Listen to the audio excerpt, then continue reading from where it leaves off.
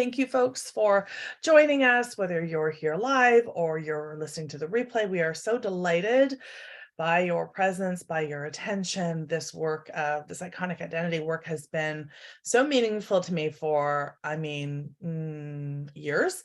But really pulling it all together in this way has been just such a delight. And these conversations over the last 3 days have been overwhelmingly exquisite. That's the word that I have. It's just they've been overwhelmingly exquisite.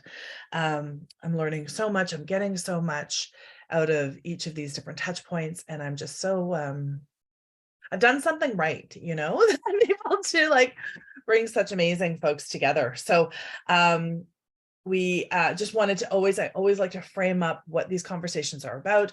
The overarching thesis that I'm working with is that, what if the very thing you thought was your challenge was actually your leadership edge and the thing that makes you iconic in and of itself. And so, we've had conversations over the last couple of days with, Greg Potter was our host and Asher Frost was our healer.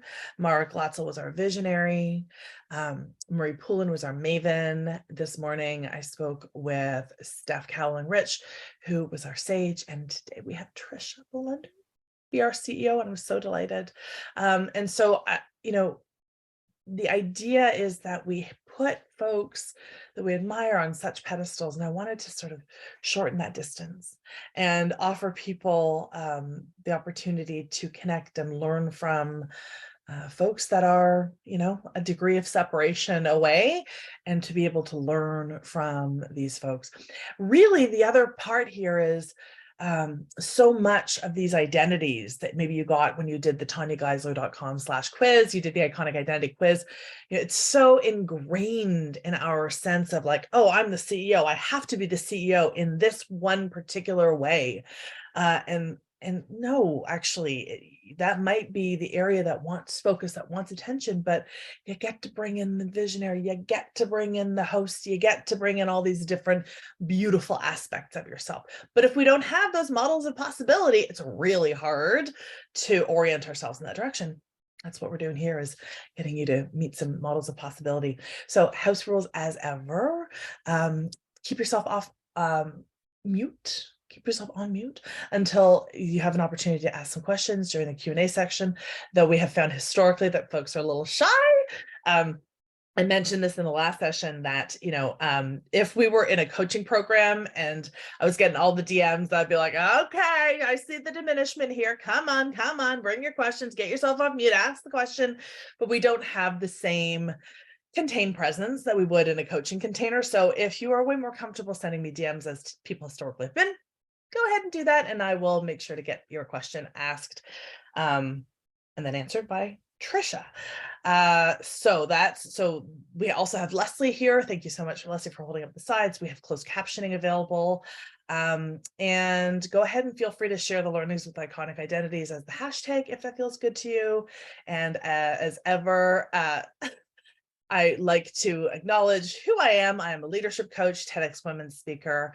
My work in the world is with the imposter complex, to be certain, and also helping folks to tap into these iconic identities. I might have said this the very first day, but this iconic identity language stemmed from using the star and rule language, and then it morphed into this iconic identity. But I think it's really powerful. One of my favorite micro stories is after Prince and David Bowie died, there was a piece that I came across from a coach named Caroline McHugh, and she was talking about the extraordinary outpouring of this collective grief we were experiencing after both Prince and David Bowie passed. And she was trying to articulate the reason we all felt this. And she said it, and she has this incredible Scottish lilt that I will very much do my best to not emulate, but it's really hard for me not to, but I'll just do such a terrible job. Anyway, she was talking about the way the universe has carved out a space for each and every one of us. This is how I remember it. There's a U-shaped space in the universe. And most of us, over the course of our lives, will barely fill out the space beyond our wee toes. That just says it. And so when we come in contact with somebody who fills up that space, like David Bowie, like Prince, it's like they've swallowed the moon, you know? Mm, mm. And so we want to bask in that. And you're going to meet Tricia and you are going to experience the way when she is in her Tricia-ness, she looks like she has swallowed the moon. And that to me is deeply iconic. And you can't spell iconic without IC twice. So the imposter complex gets us coming and it gets us going. And I've just been really obsessed with understanding the imposter complex over this period of time. And of course, I have to acknowledge, I look at this work through my lived experience as a white, neurotypical, able-bodied woman of middle-class means in North America. That is not everybody else's experience. So my hope in all of the work that I do, particularly the more public-facing work in my whatever podcasts you will see, having done, the intention is for you to connect with potentially different teachers that maybe aren't me, that have a closer experience that is yours, and that might feel more proximal to you. So we talked a lot about integrity day one, we talked about presence day two, and today we're really focusing on action and where procrastination and perfectionism can get the better of us in our desire for taking action. So we met with Steph, who represented the sage, which is, procrastination, which really for me is the underlying experience of discernment.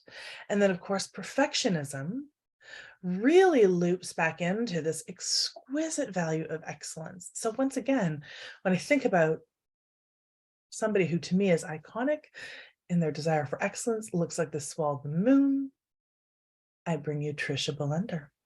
Tricia is let me just do like the bio part. Well, an executive coach, a strategic advisor, literally lights the fire for leaders to step into their true power. And I would say into their true sacred power. And just go ahead and name it as such. So Tricia, I'm so thrilled, honored, delighted that you're here with me. I mean, every chance that we've had to get to work together has always been a revelation for me. I just watching you dig deeper in your pursuit of excellence has always just been such a thrill. So thank you for being here.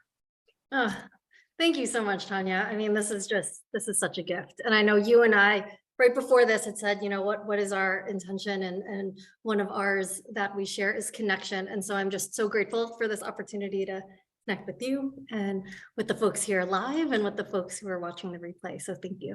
Beautiful. Thank you so much.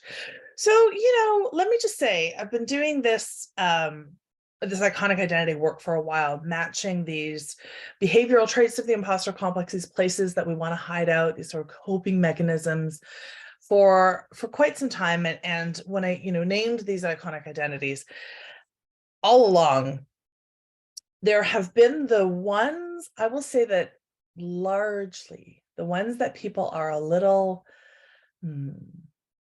visionary tends to be, ooh, that's very exciting. And CEO tends to be, ooh, that's exciting and holy shit. Like CEO is fraught, like it is fraught. And I got lots of theories about why that is so fraught. But your post today on Instagram, I printed it. I thought it was so good. Do you want me to read it? Go ahead. Yeah. Okay. So as my coach and mentor turned colleague and friend, that's me. Tanya Geisler taught me nearly everything I know about the imposter complex. So it feels appropriate that when I got her invitation to be interviewed in her Iconic Effect series for the role of CEO, my inner critics had an absolute field day. This, right? CEO? You're not a CEO. What can you possibly share of value with other people, some of whom may very well be, actual CEOs? Like, okay, there it is. Why is this such a fraught experience? Oh my gosh. So, shortly after I got your invitation, to be part of this. And I will say, you know, you talk about the different identities. I'm like, oh, well, I'm very happy to be on, but like CEO, like, is she sure Mhm. she wants me to be on for CEO? Because I can talk about like my procrastination. I have lots of stories about that. Like maybe I'm that. Like, should I write to her and say, so yeah, there's like this, like, oh, CEO, but like, oh, but that's not me. Or maybe even you know, a bit more dangerous, that's not me yet. Mm. And there was this story that I totally forgot about that I remembered shortly after I got your invitation, and that was this. It was in 6th grade, middle school, and it was career day or something like that. And so we had our guidance counselor come into the classroom and, you know, ask everyone, you know, what do you want? What do you want to be when you grow up? And my hand shot up. And when he called on me, I said very confidently, a CEO. You would have met, but it was like somebody who like got to do things and had ideas and got to put them into action and like did things in the world. And so it just felt very, I don't want to say glamorous, but it was like something like really cool, you know, like you could make a real impact if you're a CEO. And one of my friends, Eric, he actually was one of my friends, but he said out loud, well, girls can't be CEOs. Oh, Eric, Eric, Eric, Eric, Eric. But you know what though? I didn't even get mad. Like when I think, like it was just like an oh, because I hadn't actually said that out loud before. And after Eric said that, I was like, who do I know? What women, what women or what women of color do I know who are CEOs? Well, back when I was 12, no one. And so you know, I wish I remembered what the guidance counselor said, because I can't imagine we just wouldn't talk about it. But for me, it was such a like, okay, I guess I'm not going to be that. And so for you then, you know, 30, however many years later, I'm now 44, you know, ask me to be her CEO, it's like, oh yeah, there was like, not only was there sort of like this fear, but there was also kind of this recognition of like, yeah, there's something about that like even then I wanted because of the impact that could make. Mm. Mm. Oh my goodness, there's so much in there. First of all, the fact that you wanted like that you already knew and understood the CEO impact at that early age is so interesting to me. You know what I would have said back in that day, and I'm not even sure that I had any idea what this actually was. I wanted to be a diplomat. Mm. I wanted to be and I'm like, what's he thinking?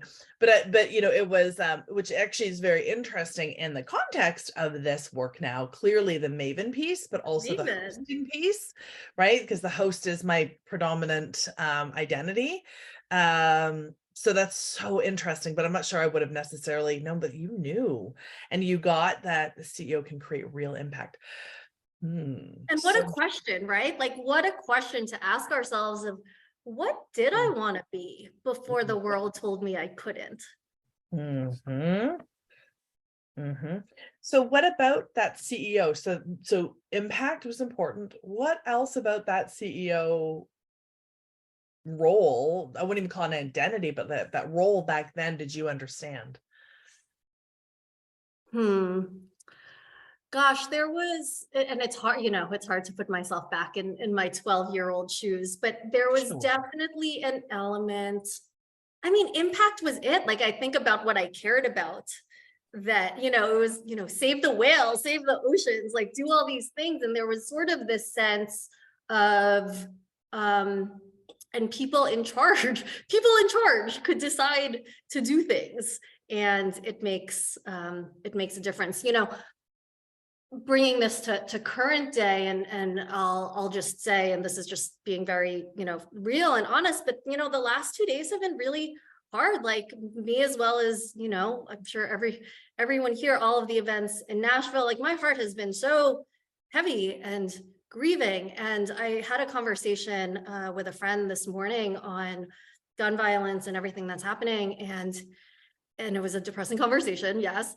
Yeah. But he goes, why are we talking about this? I'm like, because it's important.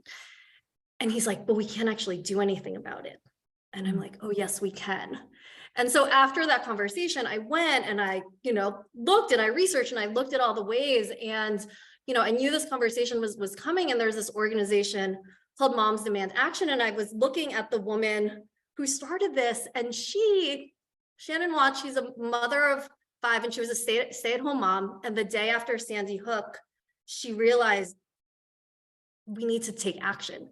And she didn't know, like, that wasn't her background, but she created this organization that 10 years later is this enormous grassroots, super inspiring action. And so that, to me, like, that embodies CEO ness, where, even there's something so inspiring or something in the world that you see needs to change, and you take action on that, however imperfectly that may be.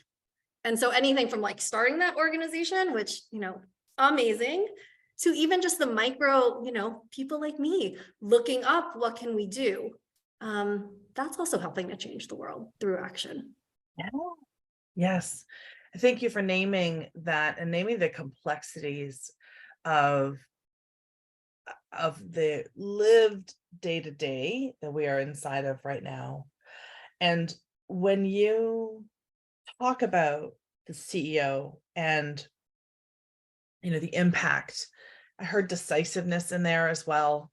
Like your younger self, probably there was something about glamour and like jet setting and, a little bit of all of that.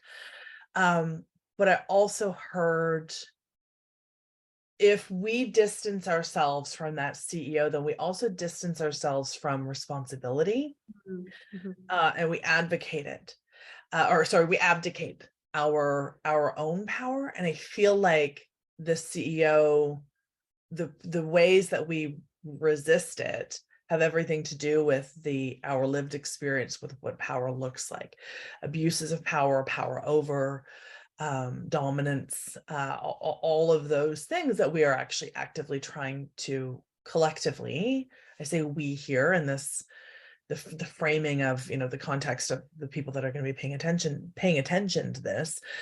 These are the systems and ways in which we're actually trying to divest. So this CEO moniker brings with it a lot of hypercharged aspects that we recognize have been historically problematic. Mm-hmm. Right. So my want is to reclaim what sits within that sense of imperfect action in service of what has to be done. So again, from me, the link between perfectionism and excellence invites the CEO. We don't have time, particularly in these spaces our children are dying. Our LGBTQI friends are being targeted. Like, it's and we can't, it can only be imperfect action, right? So that is because the true challenges in the world, the biggest challenges in the world, they're the biggest challenges because we don't know how to solve it. Mm-hmm. And so it's not this formula where we just have to find the perfect answer. It's that we take a step and we learn from that. And I will say, and I was reflecting on my journey and our journey together, Tanya, and the work together. And when I started this with Your Impeccable Impact, like, I remember just really feeling so strongly about this new way to relate to power, and power in the sacred, and power that exists in all of us inherently because we are on this earth. And so it's actually beyond a role or a title. It's just the power that's in us, and tapping in, literally plugging in to our own source of power. And yeah, I'm so grateful. I mean, we can go in that direction, but I'm just so grateful to the work that we've done together in really finding that power for myself, and then being brave enough to work with other people on finding that power and reclaiming that power in themselves.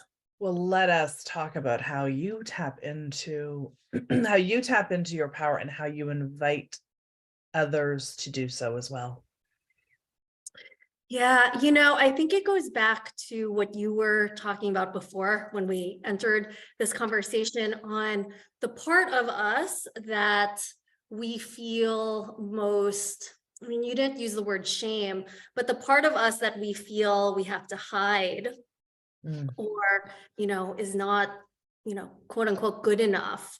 That so often that is where our power resides. And so, even just in this conversation, and mm, it's not anything I've been thinking about, but where did I at 12 say I wanted to be a CEO? Well, actually, it's probably because my mom read Barron's every Saturday. And so there were, mm, pictures and articles of all these CEOs doing what CEOs do. It was not something that I was aware of at the time, but the Philippines, where my parents come from, the Philippines is one of the only countries in the world that has parity in terms of women in top level positions in business, in government, in all those places. And so growing up, having been born in America and growing up in the States, so much of what I wanted was to be white. Like I stopped speaking Tagalog. I answered back to my parents in English. mm, It was like that was what I mm, was trying not to be. And so for me, how I discovered my power, and one element of that has really been in like reclaiming what was the part that I was always trying to hide. And that was my Filipina-ness, which actually is such a source of, when I think about power and wealth and, all of those things, it's part of my heritage. And so in claiming that for me, I work with others to do the same, to really sort of unearth what is it that you're trying to sort of hide and muffle down? And mm. perhaps that actually is the seed of your true sacred power. Woo, woo, that is rich. That is so rich for these folks that you work with and you are helping them to tap in. Do they want to deny that part of themselves? How do they relate to it until you go, oh, look, there it is. How are they usually in relation with it? Yeah, there's this sense, and it all goes back to what we were talking about with even just the term CEO. And so, I work with some CEOs and executive directors, but even those without the title, like there's this sense of how we quote unquote should be Mm, in a leadership role if we're in an organization, or even if you're an entrepreneur, how you should be. mhm, And I think part of this is really reclaiming what is it about ourselves and moving beyond the identity. And so, for instance, to make this very specific, for me, and I've helped clients do the same. So, for instance, I was very resistant to CEO. I think you remember that, Tanya. I was like, I don't know, oh yeah. CEO. But I recognized the power. You helped me recognize the power of the dash. And so I was not just CEO. I was Glitter Star CEO, which is everything that a CEO is in terms of tenacity and action and dedication to vision, with a whole lot of joy and celebration and sparkle. And like that Mm, felt me. And so I think a big part of this, because I work with really highly ambitious women who have climbed the ladder, is recognizing that, okay, you are a leader and you get to decide how you truly want to be as a leader. What is your sacred power? You know, you just reminded me. I think the first I we'd had an interaction, but the first time I really remember really engaging you and you had responded to a piece that I wrote called ampersands and other selves or something like that. And I remember talking about like how we shelve these aspects of ourselves. And then I said glitter star and goofball, and you were like, Oh, I remember that so distinctly. And so then you brought that into the Glitter Star and CEO and Glitter Star CEO, that dash, as you say, ampersand dash samesies, but these aspects that you can integrate of yourself.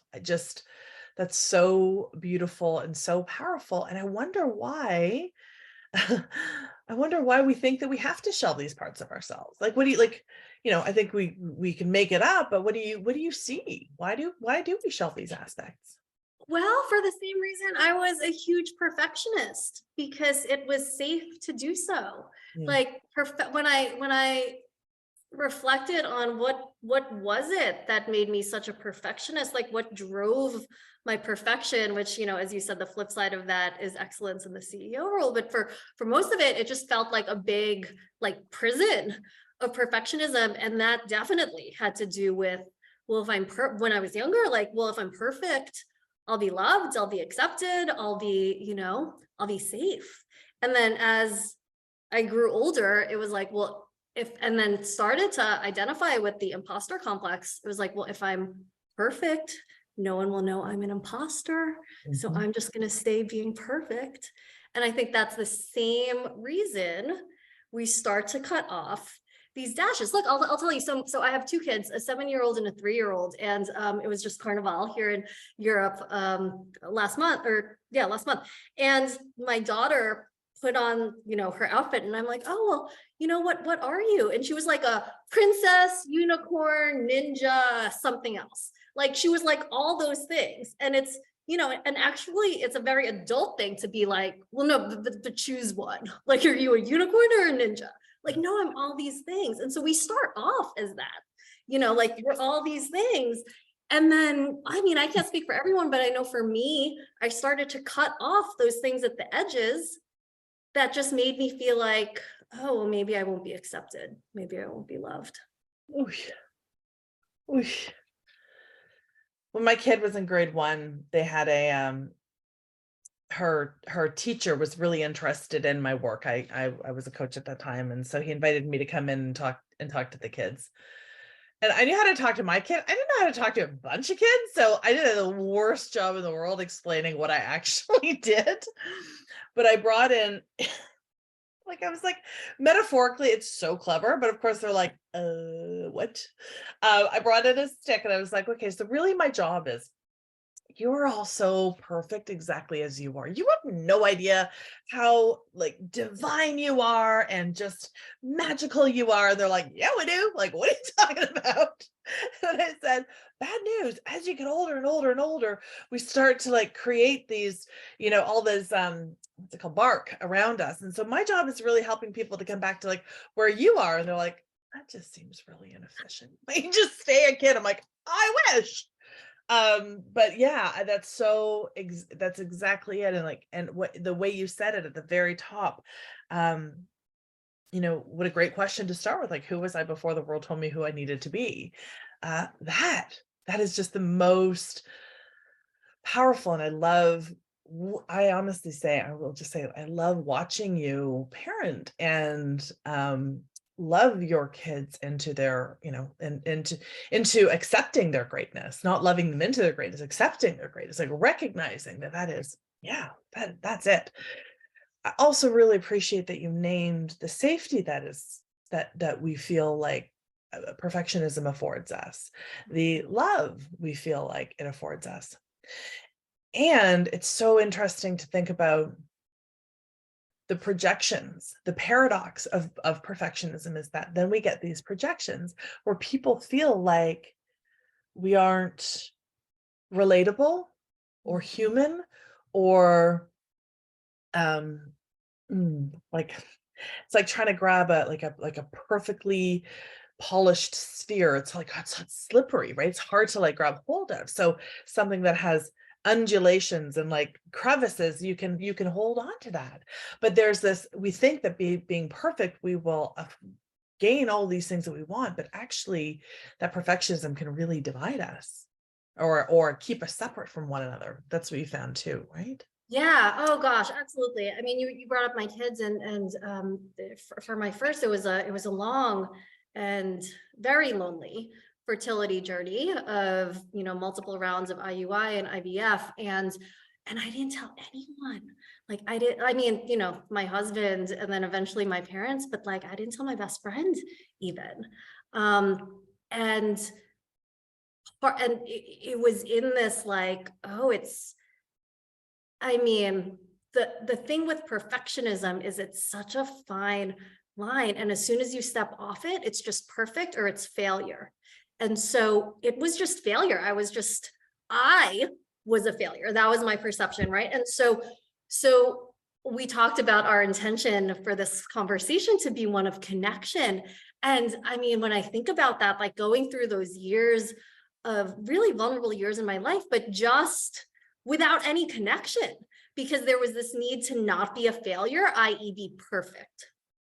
And so now I actually talk about the IVF journey as often as I can to normalize, because I've actually had the most incredible conversations, connections, just such depth of friendship and human connection through the imperfect lens of not being able to get pregnant.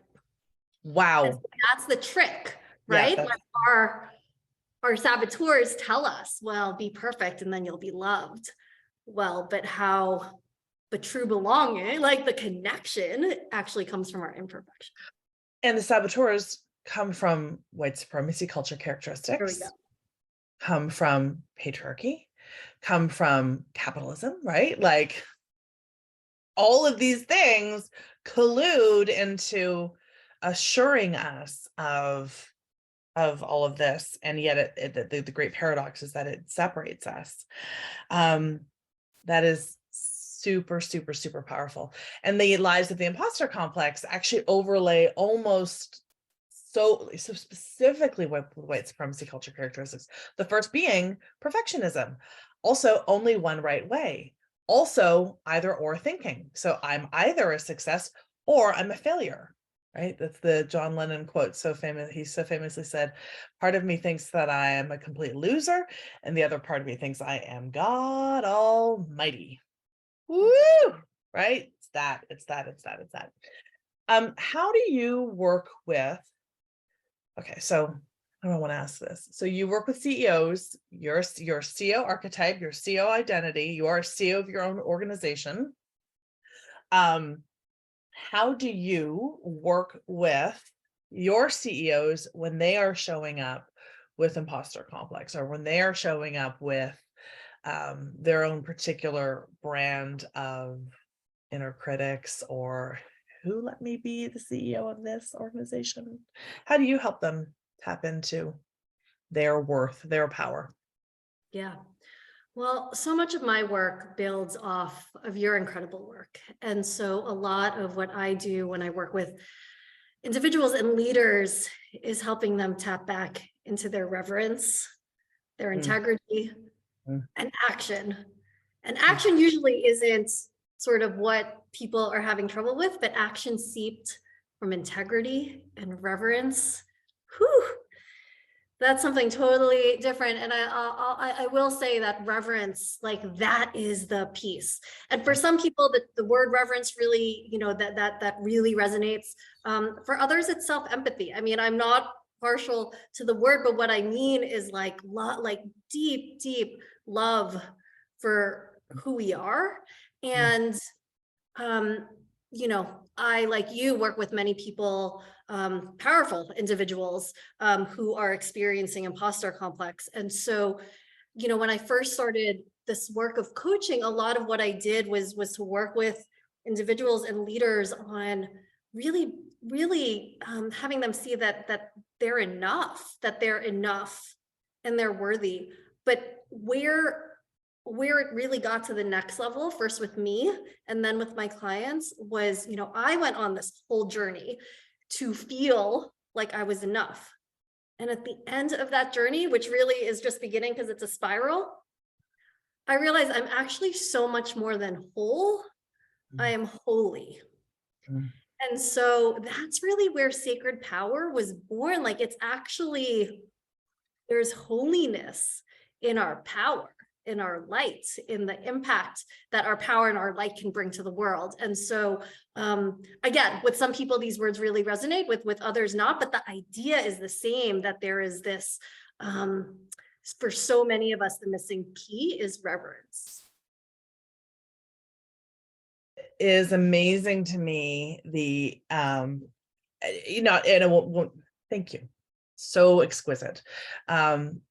It's so interesting to me how much folks resist this quality of reverence, and yet for every single one of the icons that I've spoken with over the last couple of days, whether they would name it as such or not, I've brought up that aspect of reverence, whether it's in the articulation of what they do or how they move, or you know, looking at the different layers of narratives that they tell themselves. And even that self-exploration is such an offering of reverence.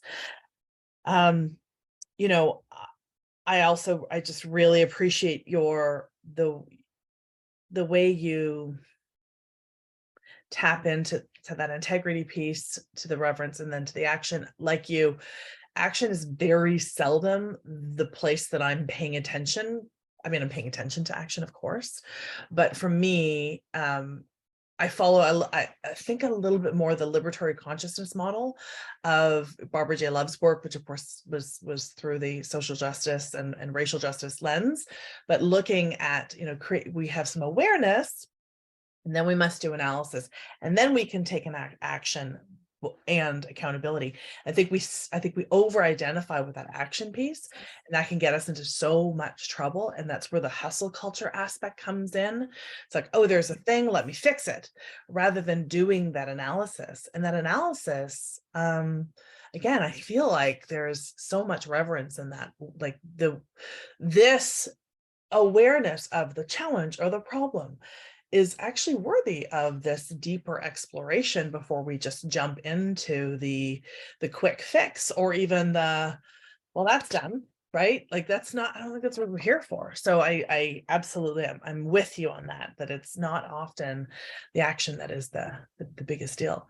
And I think it's in probably both of our folks, because the people who are coming to you are the same, in similar ways coming to me, because they have these beautiful values of integrity and proficiency and excellence.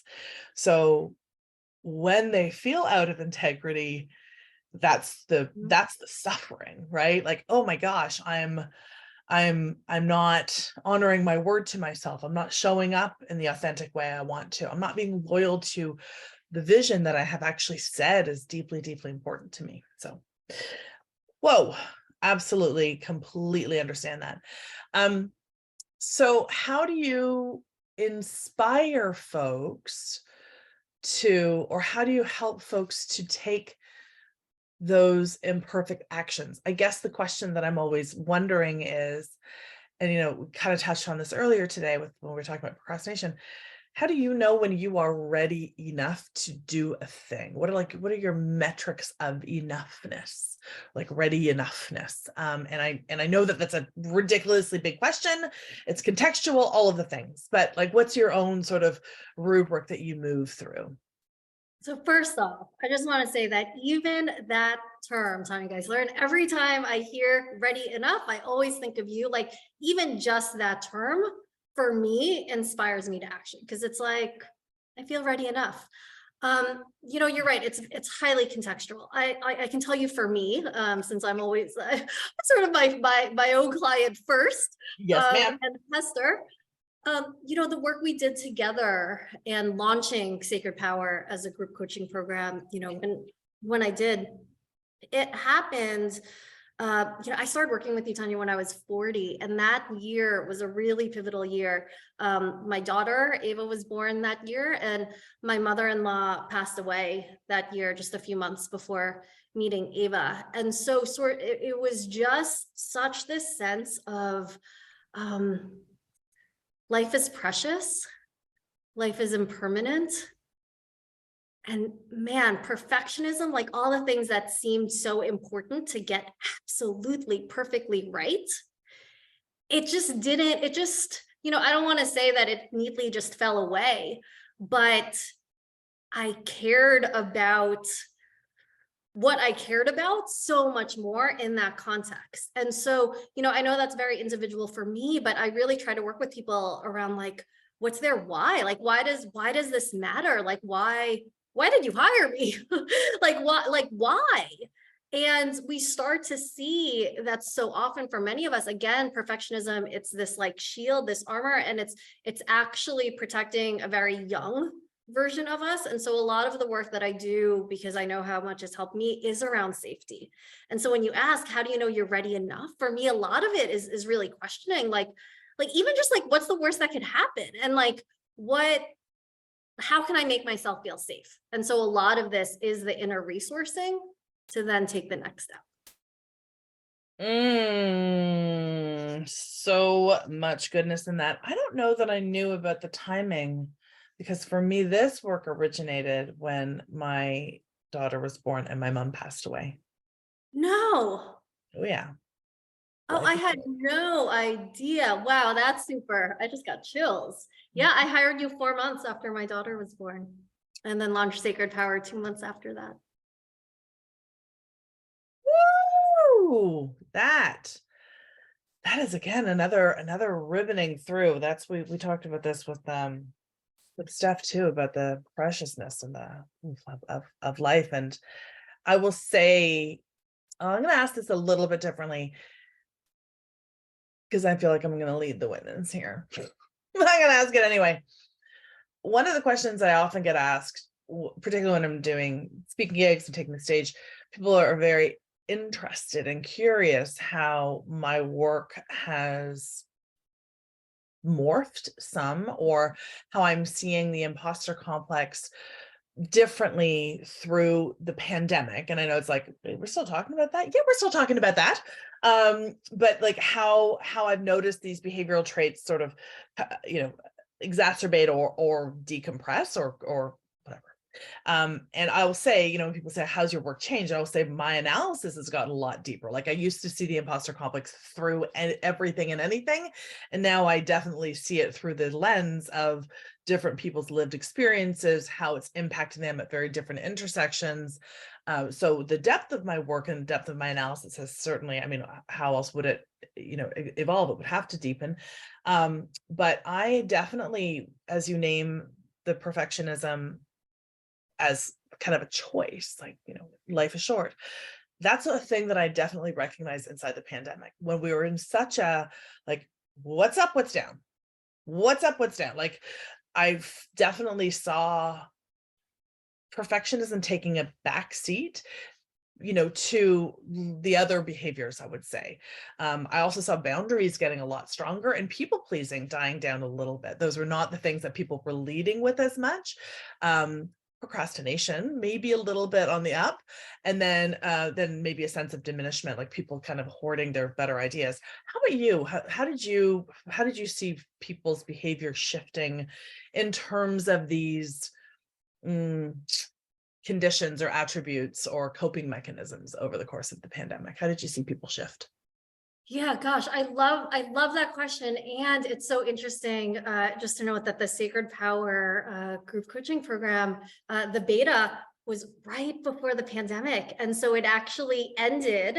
And the following week we went into lockdown. And so it was Oh, like wow. very early on. Yeah. And I will say that this, one thing that I'm sensing, and there's so many things linked, and so who knows if it's natural. I work with a lot of people in their 40s because I'm 40, but also the pandemic. But I have just witnessed such a deeper connection to like there's something deeper.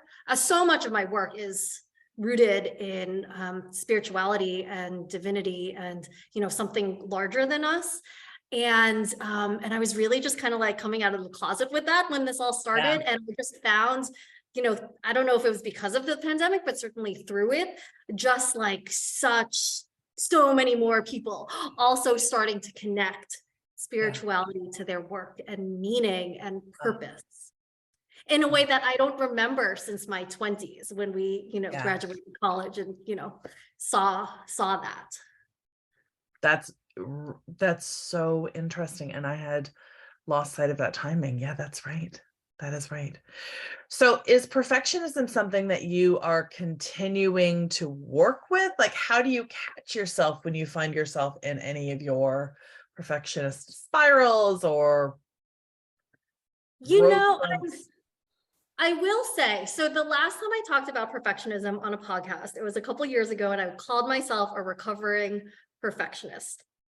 And I truly now feel like I'm a recovered perfectionist. Like it's not that it doesn't come back, but I just catch it super quick. Mm. And I think there's a lot to do with that. I think the fact that I'm a mom to a 7 and a 3-year-old, like there's just a very real, pragmatic, I could get the email out or it could be perfect and stay in my head forever. So I think there's that element. There's also um, my my son, it's really interesting. And ever since he was little, like I remember meeting his teacher and when he was 3 in preschool, and his teacher was saying that like, oh, he really doesn't like to draw outside the lines. Like there was this like element of perfectionism even then, and I was like, oh, like what am I model? And I didn't think I was being particularly perfectionist. I thought I was just holding things together, but there is this element, I think, of like, what am I modeling? And I think that has been one of the ways that it's really helped me to sort of model, okay, how do we fail? How do we, and I'm having these conversations with my kids.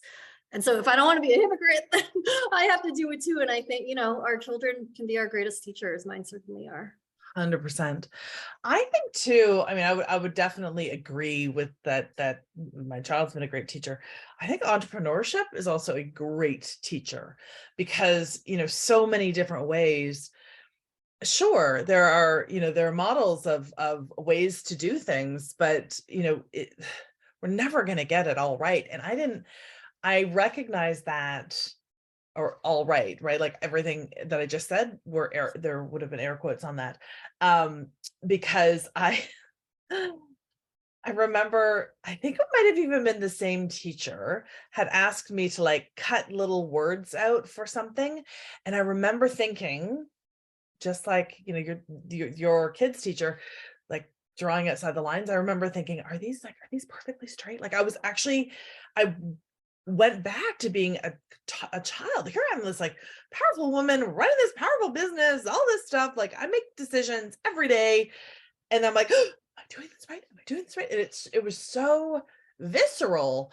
And then but I'm like, yeah, I make mistakes every single day. I take responsibility for the mistakes as much as I'm able to, but I am just aware that CEOs just ship faster. Sure, we want things to be excellent and we want to do the best we can. And the best of us are going to take responsibility when we make mistakes. And you're just gonna have to make some mistakes. So, Yeah. And I'm so glad you brought this up, and coaching and entrepreneurship in particular, because I mean, you and I have had these conversations about the whatever $60 billion coaching industry, but so much of at least as when I was getting into coaching, and there are voices like you now speaking up against this, but so much of it actually has been like the marketing actually has been, here are these 5 steps. Like if you do this yeah, perfectly, new coach, yeah. you will reach your 7 figures, right? And so there actually is, it's like moving from corporate to entrepreneurship, it's still this sense, because ultimately I think it still has to do with safety. Like, okay, so if I just follow these steps and do it perfectly, then I'll succeed. Then, my choice. And, I love that we're having this conversation of no, actually do it imperfectly, because that's how you learn how to do it for you. It's not 7 figures anymore. It's 8. Literally about 15 minutes before this, a client sent me something about an invitation they'd received to join a mastermind where they were going to be pulling in 8 figures. 8 figures now. Gone are the 6 figures. Gone are the 7 figures. Now we're at 8 figures. So, for the low price of $49, you can learn how to make 8 figures. So there's that. Thank you so much for being here. We're going to open it up to some questions now. I'm just so grateful to you, Tricia. For folks who are on the call, go ahead and pop the questions in the chat now. Tricia, is there anything though, before we move over to the questions, that you that has left that you haven't had a chance to say, that you really wanted to presence, that you want to make sure that you attend to? You know, and I'm seeing your question, Patty, and there's something here, and I think, Tanya, maybe because we're talking about parents, maybe we're talking about teachers, but um, just the power of words by people who we look up to and care about. And I think that as we talk about embodying our iconic identity and, you know, finding the safety to shed these parts of us. You know, I was such a I was such a perfectionist little kid that I remember in 5th grade, there was this geography exam, and I cheated not because I was afraid I would fail, but because I wasn't positive I would get 100. I get like maybe a 98, and I got the 100, but I felt so guilty about cheating that I told my teacher that I cheated and I shouldn't get that. And she let me keep the 100 for my honesty. But then she also had a conversation with me about how, you know, what I know is enough. And I think we don't Woo! necessarily have enough of those conversations because we glorify perfectionism. Yeah. So powerful. Oh my goodness, so powerful. Patty asks, any advice on how to approach this with young adults who are pursuing a GED after missteps, poor choices, unfortunate circumstances that took them off the traditional educational track? Oh my goodness. I'm volunteering to help these students aged 16 to 28 to see themselves through a new lens, always looking for new ways to strip away their bark after the world has told them they're losers or quitters or not worthy or stupid. You know, thank you, Patty. It's such a powerful question. There's one piece I want to just name before we hear from Tricia. I think that, you know, what I didn't say with the grade ones was, you're going to want to create that bark because that is an instrument of safety, right? So it is a reasonable response. So I want to make sure that I'm not talking out of both sides of the mouth, right? To say like, we just got to strip it all away. It's there for a reason, right? It's there for we've created this because of needs for safety. And I think even acknowledging that is a huge place. So incredible work that you are doing and giving them that contained presence to be able to explore this. So I just wanted to name that. Tricia, what do you see? What do you have? Yeah, and it's really interesting, you know, when hearing you say that, Tanya, because I'm 44, and you know, in some ways when I started this work, it was like, man, but like, how far would I be if I didn't have all this armor of perfectionism and like, you know, all of that. Mm. But it's like, no, actually, I think that was actually how it was meant to be. How sort of, you know, the first 3 to 4 decades was in like accumulating like knowledge and all these things, but in accumulation, it's also the accumulation of the bark you talk about. And I really see that for the next 44 years, it really is sort of a dismantling of that. But, you know, I think in some ways, you know, that's the path. I want to be more specific, Patty, to your particular question. And I think, whew, man, what an important question to ask. And I think fundamentally, it ties back to the reverence piece that Tanya and I talked about. And I think there are lots of different routes to reverence. I know one of the things I'm working with right now with my clients, and I see Shannon on the call as well, is working with pictures of ourselves as our younger self. And so, you know, really connecting, you know, these folks ages 16 to 28, like to pictures of themselves, like ages 6 months to 6 years, and seeing that perfect being before people said all of these things, before the world became really hard. And like, can you connect back to that and see that as your essence has actually never left? Yeah. I would add to that's so beautiful. One of the things that I did with my child when she was between 10 and 12, I can't remember exactly. I created what what brought me to my work, which is Board of Your Life. So I actually gathered her friends and they reflected back to her what they saw in her, which is just a really powerful, because I got that, up until maybe 10, 12, that's really at the point where we start being influenced by what other people are telling us. So, wouldn't it be great if we all had had that experience, and these kids don't? So I feel like, Patty, you are here to model something for these kids, and probably, to what Tricia was saying, is like talking about, because if we don't have these models to see how they have divested from these aspects of their bark, uh, but also recognizing, maybe having more discernment about when it is safe and when it's not, because not everybody is safe to be with. Not everybody is, it's not safe to put down the armor with absolutely everybody. So lots of discernment about when it is safe, where are the right containers. That feels like some really tender work. And Patty, I suspect that that's part of what you're here to model for them. Your learnings, your understandings of the parts of yourselves that you have decided, like, actually, this doesn't fit me anymore. I don't need this aspect anymore. I might still need this, but not necessarily this part. And I just think that even with the connection that of, like, for them to be able to reflect back to each other what the truth actually is. It's a cruel, it can be a really cruel world. Tricia, anything else you want to add to that? No, just how beautiful. And you gave me some ideas for my own children when they reach that age.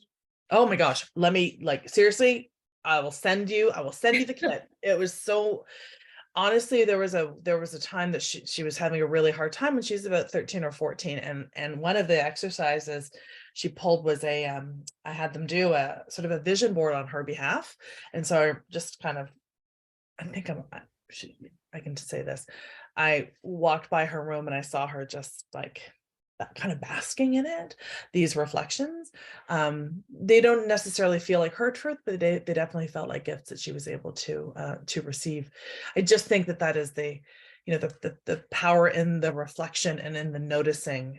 Patty, I feel like that's what you're probably doing such an exquisite job of, bringing them even here to this conversation that's obviously really on your heart. So I'm really glad that they have somebody with your care looking out for them. Shannon wants to know, this is for you, Tricia, clearly, how do you keep your feminine energy so vibrant and visible as the CEO, which feels like such a masculine position? Thank you for naming that. That also, Shannon, is the reason so many people are resistant to this, where consistency and masculine traits feel so required to be a successful CEO. Yeah. How do you do that?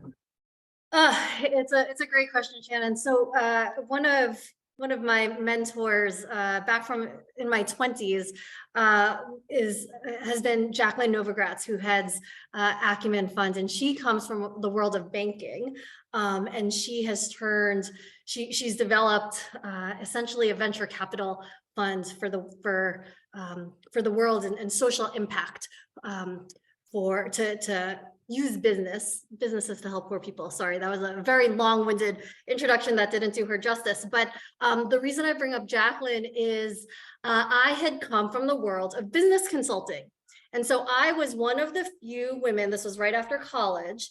And so I was very much I would never wear something like this. I wore black suits, like very much conforming to what was expected of a business consultant. And then I did a summer internship with Acumen Fund and met Jacqueline, and she had these like flowery skirts and these like bright tops and flowing hair, and talked about impact and metrics and impact on the world and all of that. And that was my first like like there's another way to do this. And so I think part of this is finding the models that say, oh, there's this other way to do this, and then embracing that. For me, like being Glitter Star CEO is actually tons easier than CEO. Tons easier. Yeah. Tanya, what about for you? That, I mean, I couldn't agree more. For me, that's the whole point. It is the reclamation. Like, what are the aspects that you desire? What are the aspects that pull you forward? But then what are the aspects that really help bring out the full essence of who you are? These models of possibility. That's what this work is all about, right? We're always stepping onto another path. So it's beautiful to be able to see people who are farther along, who have done it their way. Not that we need to emulate their way, but to be inspired that they have done it their way, which is exactly what you've done with us today, Tricia Bolender. I'm so grateful to you. I'm so grateful for everyone who was able to show up. I think we had a couple folks. We did have a time change situation. All of our other calls have been a 1, but we wanted to be mindful of time zones, et cetera, et cetera, et cetera. So thank you all for being here. I hope that you enjoy the replay that we'll be sending out later today. Tricia, any final words from you today?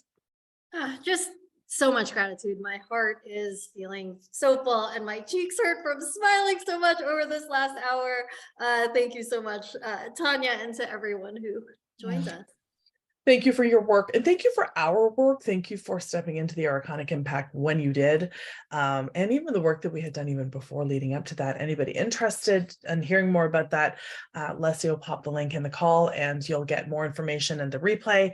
But thank you so much for your time, your wisdom, your energy. Thank you for your fantastic questions, folks. And join me tomorrow when I bring all of these pieces together and integrate them and sort of weave them into something that you can use. But Tricia, just honored to get to be in your world and in your realm and to learn from you. Appreciate you so much. Thank you so much, Tanya. Feelings mutual. Thank you. Bye, everybody. Thank you.